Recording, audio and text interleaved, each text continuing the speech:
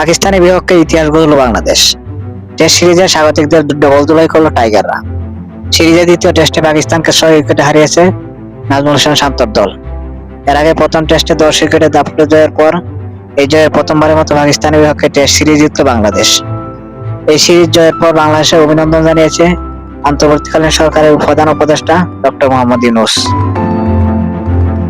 রাওয়ালপিন্ডিতে প্রথম টেস্ট 10 উইকেটে বড় জয় পেয়েছে বাংলাদেশ। বৃষ্টিবিঘ্নিত দ্বিতীয় টেস্টে দুর্দান্ত পারফরমেন্স করেছে টাইগাররা। টেস্টে এসেছে অন্যতম বড় সাফল্য, উন্নতি হয়েছে টেস্ট চ্যাম্পিয়নশিপের পয়েন্ট তালিকাও। দুর্দান্ত পারফরমেন্সের সিরিজ জয়ের পর বাংলাদেশ অধিনায়ক নাজমুল হোসেন শান্তকে ফোন করেন প্রধান উপদেষ্টা ডক্টর মোহাম্মদ ইউনূস।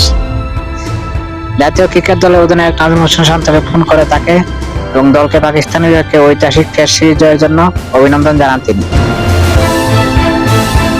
এছাড়া দেশে ফিরলে বাংলাদেশ দলকে সংবর্ধনা দেওয়ার ঘোষণা দেন অন্তর্বর্তীকালীন সরকারের প্রধান উপদেষ্টা ডক্টর মোহাম্মদ ইউনূস।